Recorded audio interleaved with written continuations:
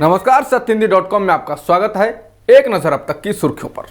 High court द्वारा alt news के सह संस्थापक मोहम्मद जुबैर को सीतापुर के एक मामले में 5 दिनों की अंतरिम जमानत देने के कुछ घंटों बाद ही लखीमपुर खीरी पुलिस ने जुबैर के खिलाफ एक वारंट जारी किया है। मोहम्मद थाने में पिछले साल दर्ज मामले में जुबैर पर 2 गुटों के बीच दुश्मनी को बढ़ावा देने का आरोप है। लखीमपुर खीरी कोर्ट ने जुबैर को 11 जुलाई को पेश होने के लिए तलब किया है। लखीमपुर खीरी मामला पिछले साल सितंबर में अदालत के निर्देश पर दायर किया गया था। शुक्रवार को लखीमपुर खीरी पुलिस ने एक स्थानीय अदालत का रुख किया और जुबैर के खिलाफ वारंट ले लिया और सीतापुर जिला जेल में बंद जुबैर को वारंट की तामील की। अखिलेश यादव के चाचा शिवपाल यादव ने राष्ट्रपति चुनाव में एनडीए उम्मीदवार द्रौपदी मुर्मू को वोट देने का ऐलान किया है। शिवपाल यादव ने अखिलेश यादव पर निशाना साधते हुए कहा कि हमें सपा की तरफ से कभी भी किसी बैठक में नहीं बुलाया गया। परसों भी यशवंत सिन्हा यहां आए थे, लेकिन मुझे नहीं बुलाया गया। राजनीतिक परिपक्वता की कमी के चलते ये सब होता चला जा रहा है और पार्टी कमज़ोर हो रही है और लोग पार्टी छोड़ रहे हैं। शिवपाल ने कहा कि मैंने पहले ही कहा था कि जहाँ हमें बुलाया जाएगा और जो हमसे वोट मांगेगा उसे हम वोट देंगे। इससे पहले भी हुए राष्ट्रपति चुनाव में सपा ने हमें ना बुलाया और ना ही वोट मांगा था। पिछली बार जब रामनाथ कोविंद जी ने मुझसे वोट मांगा था तो हमने उन्हें वोट दिया था। बता दें, इससे पहले शुक्रवार को सपा गठबंधन में शामिल ओम प्रकाश राजभर ने मुख्यमंत्री योगी आदित्यनाथ की ओर से आयोजित डिनर में शिरकत की। ये डिनर राष्ट्रपति चुनाव में एनडीए की उम्मीदवार द्रौपदी मुर्मू के सम्मान में लखनऊ में रखा गया था। इसमें शिवपाल यादव भी शामिल हुए थे। विधानसभा चुनाव में अखिलेश यादव के सहयोगी रहे ओम प्रकाश राजभर ने शुक्रवार को कहा कि वो सपा के साथ गठबंधन को खत्म करने की दिशा में खुद कोई कदम नहीं उठाएंगे और अखिलेश यादव के द्वारा तलाक दिए जाने का इंतजार करेंगे।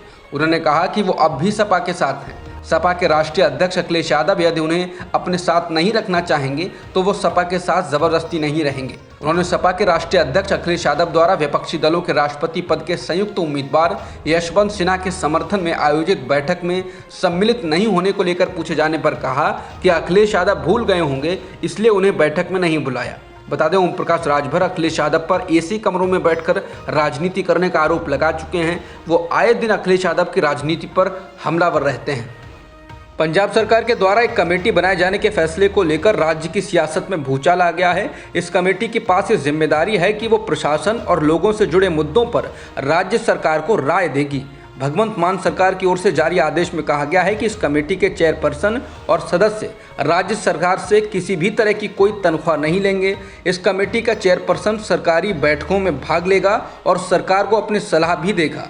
कमेटी के गठन के नियम और शर्तें ऐसी हैं जिसका चेयरमैन किसी राज्यसभा सांसद को बनाया जाएगा और सांसद पर लाभ के पद के नियम के उल्लंघन का आरोप भी नहीं लगेगा। लेकिन पंजाब कांग्रेस का कहना है कि आम आदमी पार्टी पंजाब के शासन को आउटसोर्स करना चाहती है।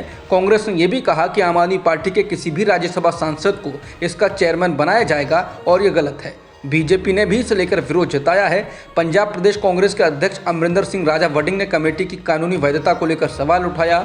उन्होंने कहा कि मुख्यमंत्री क्यों अलग से एक संवैधानिक प्राधिकरण बना रहे हैं जबकि इसकी कोई जवाबदेही नहीं होगी। उन्होंने सवाल उठाया कि क्या ये कोई सुपर कैबिनेट या सुपर सीएम बनाने की साजिश है।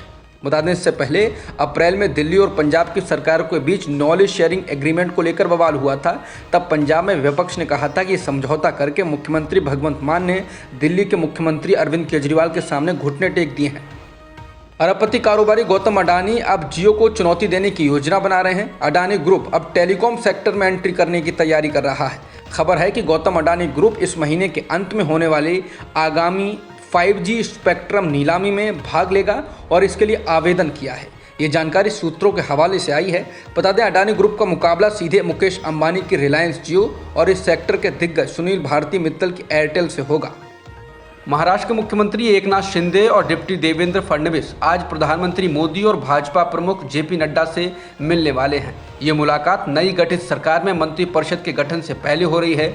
शिंदे और फडणवीस ने 30 जून को तत्कालीन मुख्यमंत्री उद्धव ठाकरे के खिलाफ बड़े पैमाने पर विद्रोह के बाद पदभार ग्रहण किया था। शिंदे और फडणवीस राष्ट्रपति रामनाथ कोविंद और उपराष्ट्रपति एम वेंकैया नायडू से भी शिष्टाचार मुलाकात कर सकते हैं। इससे पहले शुक्रवार को दोनों नेताओं ने गृह मंत्री अमित शाह से मुलाकात की थी। समझा जाता है कि उन्होंने भाजपा और शिंदे के नेतृत्व वाले शिवसेना गुट के बीच पावर शेयरिंग फॉर्मूले पर चर्चा की। शाह ने शुक्रवार रात ट्विटर पर कहा कि मुझे विश्वास है कि नरेंद्र मोदी के मार्गदर्शन में आप दोनों ईमानदारी से लोगों की सेवा करेंगे और महाराष्ट्र को विकास की नई ऊंचाइयों पर ले जाएंगे।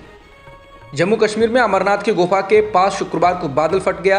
इसमें अभी तक 16 लोगों की मौत हो चुकी है, जबकि 40 लोग लापता हैं। 15,000 लोगों को सुरक्षित जगह पर पहुंचाया गया है। बादल फटने की घटना शाम करीब 5:30 बजे हुई। गुफा के पास से पानी का भारी बहाव हुआ। घायलों को इलाज के लिए एयरलिफ्ट किया गया।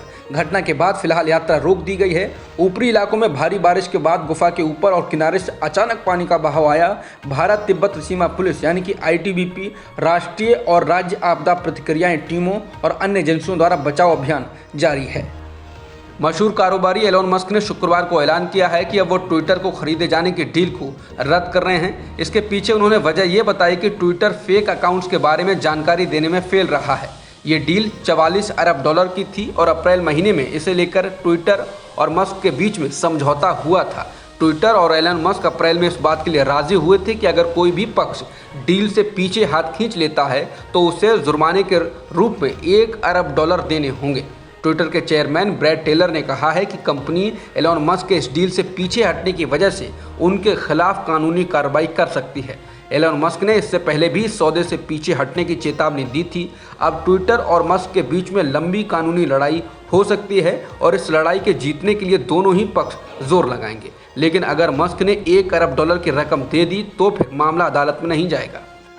ब्रिटेन में कंजर्वेटिव पार्टी में बगावत और ब्रिटेन के प्रधानमंत्री बोरिस जॉनसन के इस्तीफे के बाद अब ब्रिटेन के पूर्व वित्त मंत्री ऋषि सुनक ने प्रधानमंत्री पद के लिए अपनी उम्मीदवारी की घोषणा कर दी है। सुनाक ने ट्वीट कर अपनी दावेदारी की घोषणा की और कहा कि आइए विश्वास बहाल करें, अर्थव्यवस्था को दोबारा मजबूत करें और देश को एकजुट करें।